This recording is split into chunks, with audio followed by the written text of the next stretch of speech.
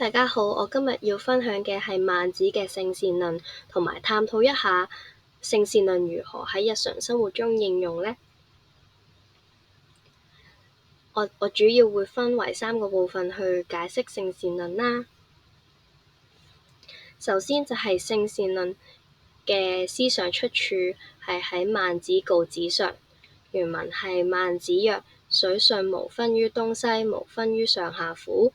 人性之善也，由水之就下也。人無有不善，水無有不下。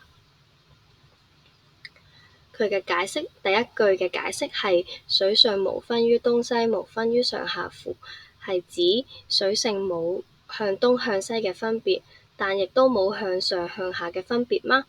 第二句人性之善也，由水之就下也，解釋係人性嘅向善就如同水一樣會向下流。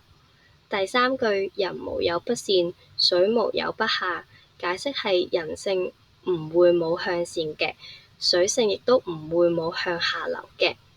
所以呢一句嘅意思係孟子認為人如果冇受到外界嘅干擾，自然都會係為善嘅，就如同水一樣會向下流。我都提出咗3個問題啦。第一個問題係性善論嘅核心觀點係乜嘢？第二個問題係孟子同荀子嘅觀點有乜嘢唔同呢？第三個問題係性善論如何喺日常生活中應用？而第一個問題，性善論嘅核心觀點呢，係主張人性本善啦。孟子認為每一個人呢都有向善嘅潛能，呢啲潛能體現喺正義啦、道德同埋良好嘅行為。孟子相信，當人面對住困難同埋考驗嘅時候，都會自發地選擇正確嘅行為，去體現人呢個善良會體現人與人之間嘅互動。孟子亦都相信，孩子會隨住成長、環境、教育都會影響佢哋呢種善良嘅發展。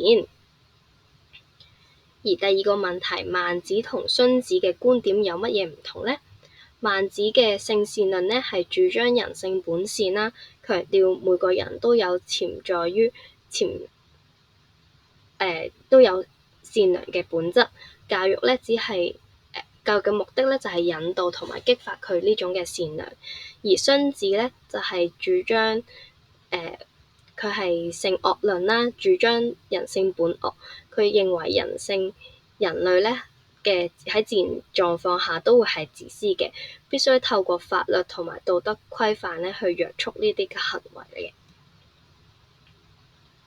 而第三個問題就係性善論如何喺日常生活中應用呢？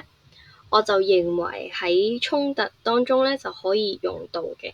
我哋可以理解他人嘅諗法啦，例如我哋同屋企人有拗撬嘅時候呢，可以嘗試理解對方背後嘅諗法啦，而並非直接去指責對方嘅。另外呢，可以喺教育當中都可以應用到啦。我哋可以透過鼓勵，而唔係直接鬧個孩子去教導佢啦。例如小朋友唔分享玩具嘅時候呢，我哋可以嘗試鼓勵佢，而並非直接指責佢啦。呢啲都可以體現到性善論嘅諗法嘅。我就好想用911恐怖事件作為一個例子啦。當世貿雙塔失火之後呢，有千計嘅人呢都有生命危險啦，但係佢哋仍然好冷靜咁樣逐個用樓梯落去啦，仲會讓路俾一啲嘅消防員同埋傷者。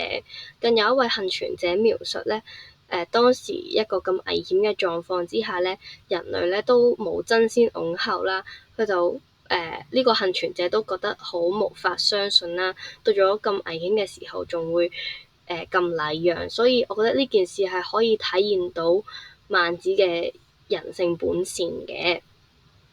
總括而言啦，孟子性善論係主張人性本善嘅，同荀子嘅性惡論作為咗對比。